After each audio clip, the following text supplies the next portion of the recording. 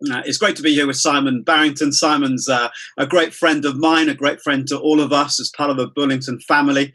As so many of you will know, Simon worked for Samaritan's Purse for 14 years before starting Forge Leadership. But recently, he's found himself using that experience to speak into all that's been going on during the coronavirus pandemic. Now, we're in the middle of our Reset series, and we're thinking about the way that God sent so many prophets before, during, and after their lockdown, their moment of exile, their time of their life being taken away and powered down, to encourage the people how to respond during it, and above all, how to rebuild after it. And we're in the middle of looking at lots of those prophets, but I thought we'd press the pause button today and tap Simon for his wisdom, because he's doing in the present what those prophets of old were doing way back then, helping the people of God, helping charities and businesses navigate the times that we are in, and in particular, think about how we move towards recovery. And so my hope for us this morning, as you listen into this conversation, is that it will fuel your own ability to journey forward. It will help you as you seek to help others as we move into the next season. And perhaps above all, it will give us things to be praying about for all of us, both as individuals, families, and as a church, in terms of how God's leading us into the future. So welcome, Simon. Thank you so much for being with us in this way. Oh, it's great, Sam. I'm looking forward to the conversation. Oh, great. I'm glad you are. So let's dial back almost 12 months to the day when you recorded a little video, when you took some of the wisdom that had been gathered dealing with responses all over the world to help people see a progression through a disaster. And the coronavirus pandemic has been a disaster on a global scale. And you talked about the response, the recovery, and the reconstruction phases. So where are we in that journey, and what does that say to us right now? Yeah, it was just waking up one morning really and going, this feels so familiar. It feels like I've just landed in Haiti a couple of weeks after the earthquake, or Liberia after Ebola, or South Sudan in the middle of a war, and everybody's running around, and we're looking for new roles, and we're looking for food, and we're looking for the basic necessities of life. And it struck me that actually that's just the characteristics of any disaster response around the world.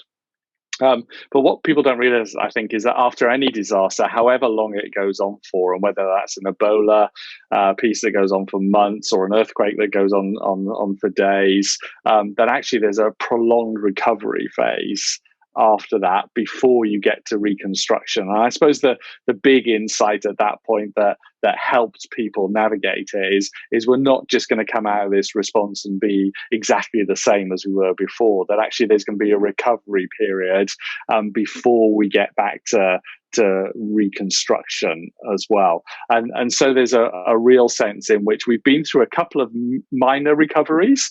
So last summer, you could say, was a minor recovery, but then we went back into the response cycle as well, because we were back into lockdown. And then maybe Christmas, there was an even smaller recovery for a couple of days. But the sense now that actually the track that we're on through step 1 to 4 of coming out of lockdown mean that we're coming into a real recovery phase. And there are some characteristics of that recovery phase, and that's that people's mental health is to the fore, the issues around trauma, and reflecting back on what we've been through. There's no doubt that, we've all come close to death in many ways, and come close to trauma in ways that maybe we haven't before. And so the ability to process that, and to work that through, and to talk about it, and to tell our stories. Actually, after a disaster, in a recovery phase, everybody wants to tell their story. And I think we're going to enter a phase now where actually we just have to give people space, and give ourselves space to tell our stories. What's it been like for you? What have you appreciated about it? What's been really hard? What's been really difficult? And everybody's gone through it in a different way, haven't they? The impact of coronavirus has been different, whether you're a homeschooler, a home worker, a teacher. working in the front line, a key worker, a shop worker, you're retired. It's been, whether you live in an urban setting or a rural setting, whether you've got a small flat or a big garden, the impact on people has been very different. And so giving people the space and the time to actually reflect on that and to journey through it and to work out what we value is really important. And there's some brilliant verses in Hosea chapter 6 which talk about our wounds being bound up. So it says, on day 1 your wounds will be bound up, on day 2 you will be revived, and on day 3 you will rebuild. And Hosea is pointing forward to the death and resurrection of Jesus and the new life that comes from that. But it's really relevant for us as well, in the sense that this next phase of recovery is that moment to breathe and to breathe in the breath of God and to, I want to be wonderful just in it, as we come back to worship, just to dwell in that place of having the breath of God breathed into us corporately in that recovery space, as we give one another space and as we give God space to actually move amongst us corporately as well, and give one another space to dialogue and chat and reflect and then to dream. So the recovery phase is backward looking, but it's also forward looking as well. And we're going to have to be really careful, because people have been through it in different ways, to actually go at the pace that we feel comfortable with through that period. Terry Waite, heard him speak at Patrick Reagan's book launch last week. Patrick's got a new book out called Bouncing Forwards, which is all about resilience. And Terry Waite was saying that his experience, so he was in captivity for 5 years in the Middle East and in isolation, and he came out of that captivity back to the UK, and he was talking 20, 30 years later about the fact that it was a bit like a deep sea diver coming up to the surface, that when you've been down under that pressure for so long, down on the sea floor, then actually you mustn't come up too fast, because you'll get the bends. And so they have decompression chambers, don't they, which allow you to come up at stages and decompress. And coming out to recovery is going to be a bit like that. And the government's 4 stages are helping us in that we can only do little bits at a time. And I think it's a really good thing to help us decompress from what we've all experienced. And we'll all do that at different speeds, and that's okay. With the different things that people feel comfortable with. That's all so helpful. I love what you're saying about Hosea, and of course Hosea is one of those prophets that I was alluding to. And as I've been studying this whole period of scripture, I've seen Lamentations in a brand new light. I mean, everyone wonders, why is Lamentations in the Bible? But it's exactly what you're talking about. It's giving the people permission to lament, to tell their story of pain and sadness and difficulty. And I mean, we've lost, if we're not careful in our Christian culture, I think, a good lament, because we want to skip into the future, because God gives us joy, and of course He does, and all that is true. But a whole book in the Bible going, you can lament, and I found a secret in that book, which I'm going to save for when I speak on it. Look out for a secret treasure at the heart of the book of lament that I'm bursting to share now. I found it, but I'm going to hold back. I'm looking forward to that. But interestingly, the whole of Scripture is full of emotional language that we can really dig into. The Psalms, Lamentations, and actually we're going to need to find afresh the language that allows us to express what we've been for, and to validate, to give permission for one another to actually share that. It's okay not to have been okay. It's okay to have found this last period really, really hard. It's okay to find going back really hard as well, and to find the emotional language in that will be really important for us. And some practical tips in that, in terms of creating space to tell your story. So in the workplace, I mean, in church, but in family, what are some of the key issues around giving people that space? So I think part of it is taking that space for yourself. Mm-hmm. So taking the time to reflect yourself. Interesting, when I used to go on overseas trips, I was really frustrated when I came back and talked to people, and And most people would want to, oh, where have you been? I've been to Liberia. And that was the end of the conversation. And nobody wanted to know anymore, really. And so they teach you some tricks like, have a photograph in your wallet of a child that you met, so that if someone asks you that question, you can whip it out and start talking about that child, and you've got to focus on it. But that only comes from your own personal reflection. So actually sitting down and saying, what have I learned during this time? What have I valued? Journal it. What's been really good? What's been really tough and really hard? What do I never want to go through again? And then to think about, what does that mean for me for the future as well? So that actually, when you're asked to tell your story, you've thought about it, and you're not just answering with, "Oh, it was fine, really," but actually you've thought about it and sharing your experience and being vulnerable enough to actually share your experience means that other people will open up as well and be vulnerable in sharing their experience. There's nothing like shutting down a conversation by saying everything's fine and everything's been rosy. The reality for all of us is some of us have lost loved ones. During this time, I lost my dad last August in the midst of Corona. It wasn't from COVID, but actually there's been grief that I've been processing as we've gone through this lockdown. And there's a story to tell around that as well. Others of us have had to homeschool, and there have been real emotions. And it's interesting, last week I went and met with two business colleagues, and we sat in the garden for 6 hours and just chatted and told our stories a little bit about what's happened, and you get a depth of that conversation when we're back face to face that you'll never have on Zoom. And so there are a myriad of untold stories of what's happened, what's gone wrong, what God has done, the miracles that we've seen, the new life that we've seen, the increased depth of community that we've seen. What a story we have to tell, and so reflect yourself and then be prepared to share, but also be prepared to listen to other people's stories. This is a once in a lifetime situation where we've been through a prolonged disaster again. I want to learn as much as I possibly can about how people have navigated that, how they've built their resilience, how they've got through the really hard and dark times, and how they've the things they've learned to enjoy as well, because it kind of sets the backcloth, if you like, the scene for what we do next and how we rebuild. So if we don't take the time to understand that, we'll rush on and either go back to what we were doing before, which wasn't working then, won't work now, or we rethink. But if we're going to rethink, then we have to have some sensible conversations around what's shaping that and how our experiences are shaping that as well. Yeah, that's a really helpful, that two-facing, looking back, looking forward.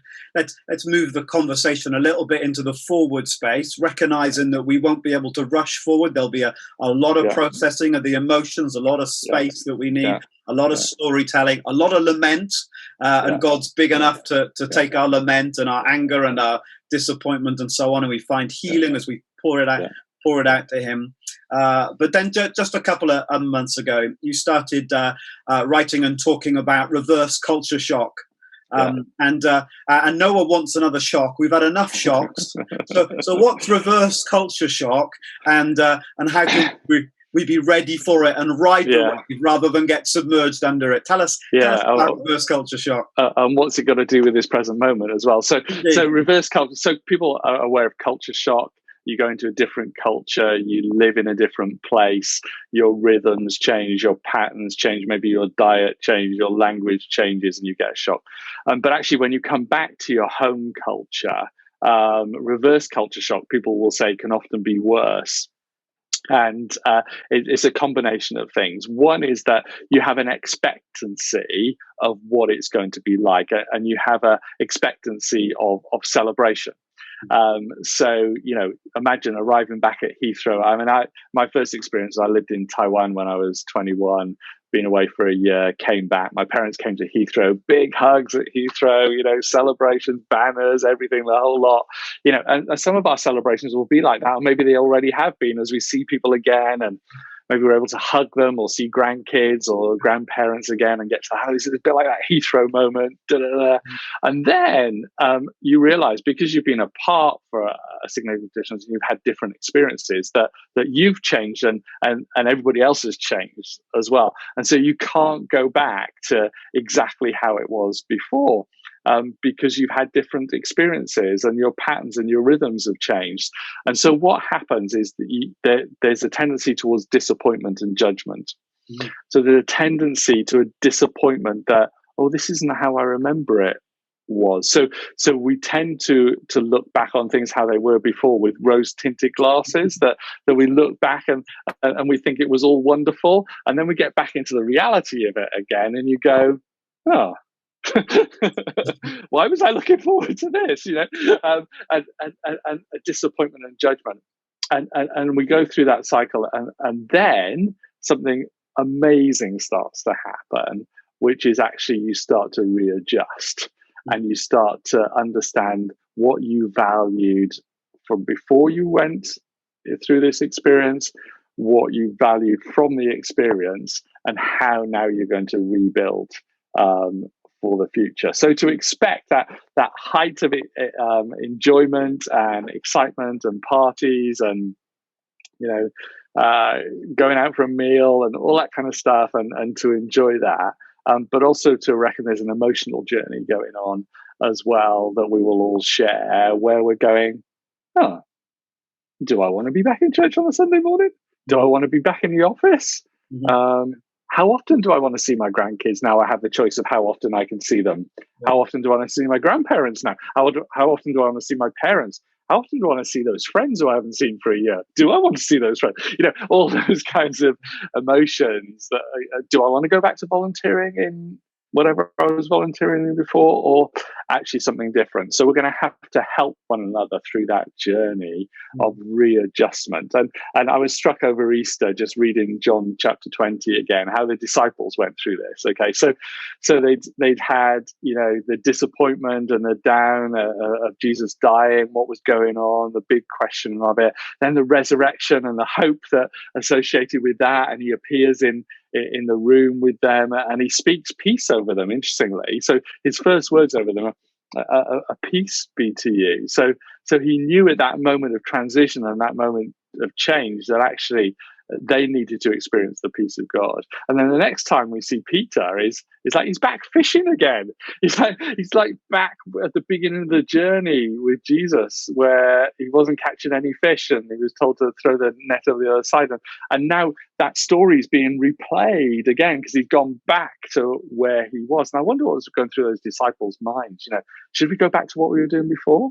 Because we've been changed by this Jesus experience. And so do we go back or do we start doing something different? And of course, we know they started something revolutionarily different in terms of planting the global church that we're part of now, 2,000 years later. So my sense throughout of this is that actually God's going to bring renewal and rebirth and new hope and reimagination of what church is like and who we should be as his people, that he has a new thing to do in this time for a new season that he wants us to join in with. But it's going to take a bit of messiness to get to that point of understanding what that is. And we might go back and try fishing a few times before we actually get to that point of going, no, God's doing a new thing here.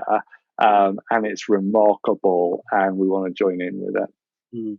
That's really interesting, isn't it? Because they went back to what they knew, because there was a sense of safety and security in it. We can't do anything else. Let's go back. But then they discovered what they knew was never enough for the new season. Absolutely. So if I'm hearing you right, you're anticipating and see so clearly as you describe it, the kind of euphoria of things. The lockdown coming to an end, great celebration, but then those expectations not being realized and there being an emotional dip, a big readjustment. But out of that can come, if we hold our nerve, if we encourage one another, if we seek God's face, something that will be different, but greater than before, which of course is the exile story again. All over. And just as a frame of reference, you're not talking about days or weeks, are you? No. I mean, interestingly, in disasters around the world. We're not talking days, we're not talking weeks, we're not even talking months. We're talking about years actually of that process, not of the emotional dip, but actually the working through of that process. And actually within that process, we're going to need community more than ever before. Okay, and we need to be looking out for one another more than ever before, and we need to be emotionally in tune with one another.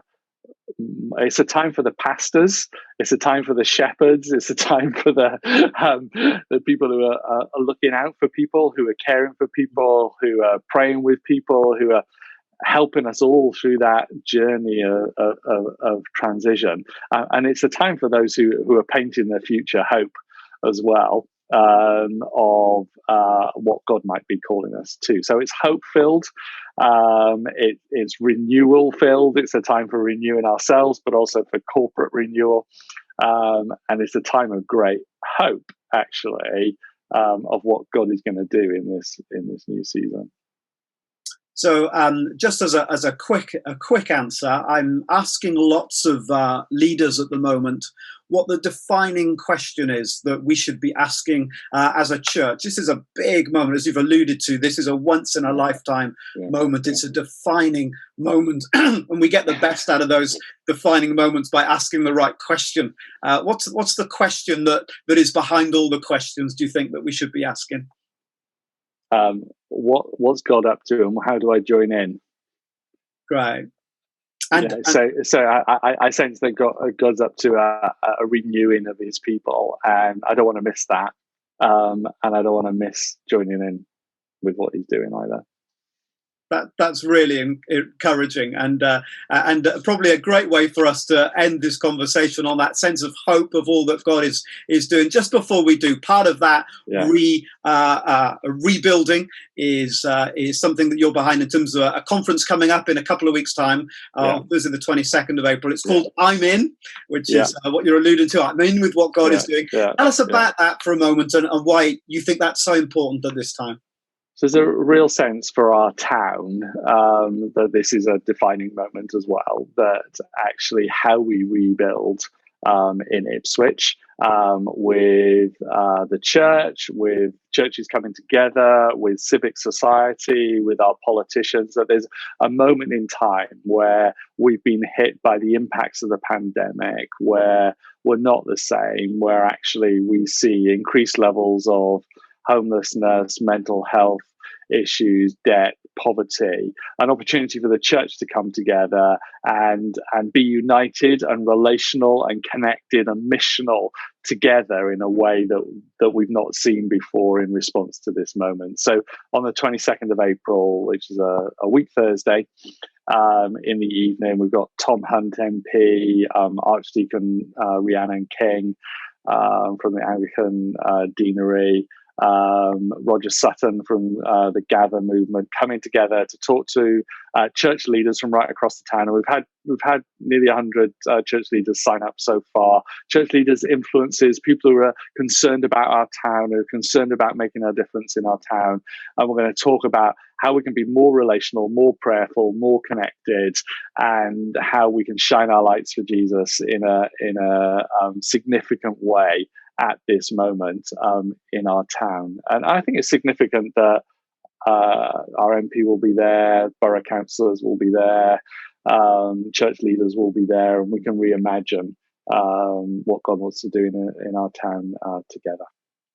So what a great example of something hope-filled coming out of what's been a dark and a difficult time. Simon, we super appreciate all of that insight, that wisdom that we'll take and absorb and turn into prayer and action as we journey through these next weeks, months, and even years together.